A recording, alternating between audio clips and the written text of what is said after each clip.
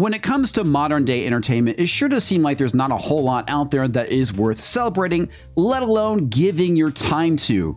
Most movies and TV shows are run by hack writers and showrunners that are more concerned with pushing a message than actually telling a good story and portraying good characters. Now, I often get accused by my detractors of whining about movies on YouTube. Guilty as charged. But the easiest way to shut me up is to actually go make something that is worth watching. And that's what we're here to talk about. Something that is actually worth investing your time and money in, which is Dune Part 2. However, there is a disclaimer I need to get out of the way first when it comes to talking about this film. First off, I have never read any of the Dune books, let alone cracked one open.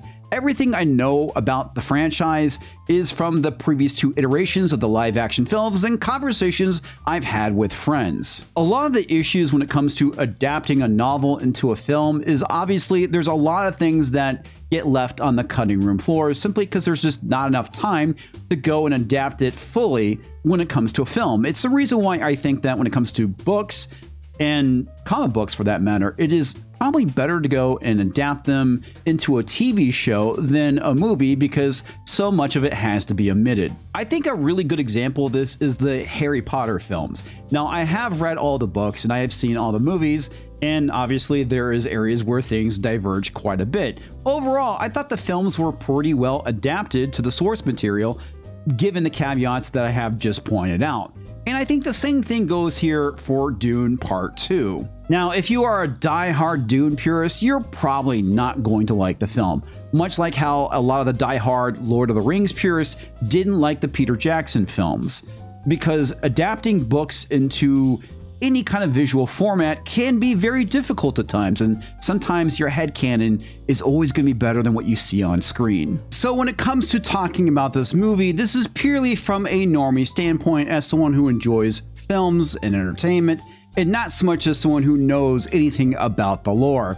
So you diehard Dune fans, just please be gentle. Now, I had the opportunity to go and see an IMAX screening with my good friend Gary over at Nerdrotic to a mostly sold out show, something I have not seen in quite some time. I want to say the last time I saw a movie theater this full was when I went to go see Spider-Man No Way Home. Now, it's been a while since I've seen Dune Part 1, and I have to say that I think that Dune Part 2 is definitely not better, but since it's been a while, I'm going to say that they're probably both on par with one another. I enjoyed both films immensely. When it comes to the special effects, which I think are pretty important when it comes to adapting a science fiction film, they were done very well. I don't think a volume was used because it did look like everything was filmed on location. When it comes to the acting, I'm going to say it's mostly good, with the exception of 2 characters. Timothée Chalamet, initially I was not sold on as Paul, but he actually does a phenomenal job in his film. Javier Bardem, you may know him as Diverse Triton from the live-action adaptation of The Little Mermaid, is fantastic as Stilgar and does bring some very good levity to the film. And the rest of the cast does a pretty damn fine job. Rebecca Ferguson, again, is fantastic as Jessica. Dave Bautista is back, and we also have the introduction of Florence Pugh and Austin Butler as Fade. Now, there's 2 characters I have problems with. The first one is the Emperor, who is portrayed by Christopher Walken.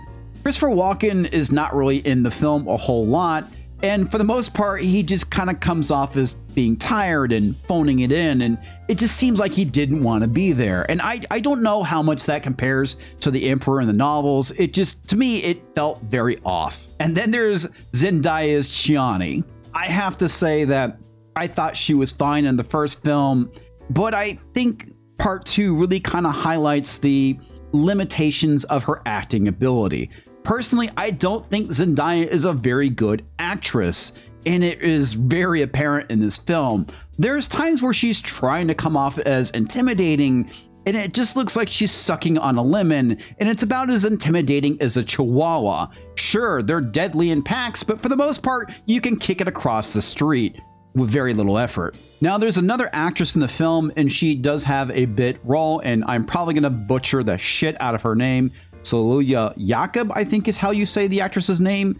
And she, I thought, had a lot more screen presence and did a better job of acting than Zendaya did. And it's really kind of irritating. And she, in my opinion, probably would have made a better casting for Chani. Now, when it comes to movie runtimes, I tend to like shorter films. I think, on average, most films don't need to go over 90 minutes.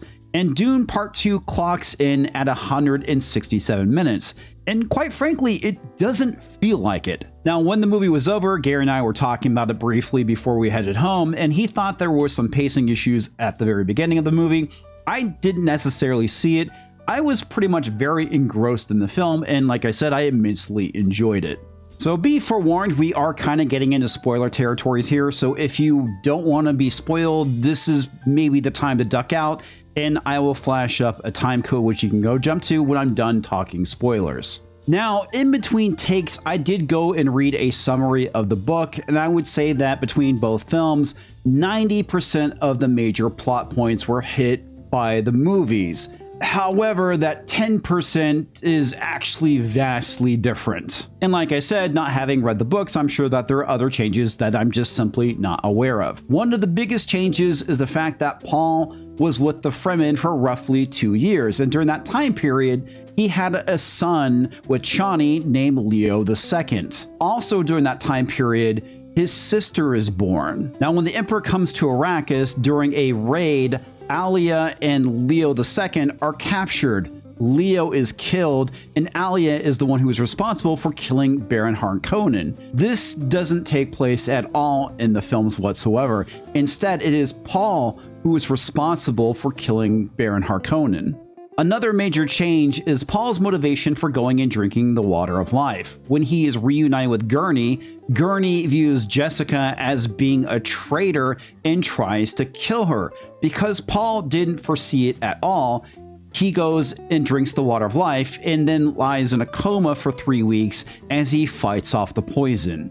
In the movie, when he goes and drinks the water of life, it is Chani's tears that go mixed with the poison bring him out of the coma. So she is directly responsible for him waking up. And this is supposed to be directly tied to her Fremen name. The other major change that is made at the end of the film is that Paul calls on the Fremen to lead them to paradise, and it is Muad'Dib's holy war rather than the zealotry of the Fremen and their jihad, which I think is a major change, and it's going to be interesting to see what the ramifications are going to be in the following film, provided that it actually gets made, which I think it will, considering that the initial screenings for this movie are pretty much sold out. So I'm pretty sure this movie is going to make money and will definitely get a sequel. Overall, with the initial thoughts and reactions of having just seen this movie once, I think it was really well done. Sometimes on the second and third viewing is where I really start picking up on issues with the movie, unless it's just blatantly bad, for instance, like with the Marvels and Madam Web. Those are just very apparent that they're shitty films because of just how awful the script is, the acting, the dialogue, etc. A good example of what I'm talking about is like with the movie Rogue One, which when I saw it initially, I thought the movie was great. But the second and third viewing, I liked the movie less and less. I started noticing all the problems with it.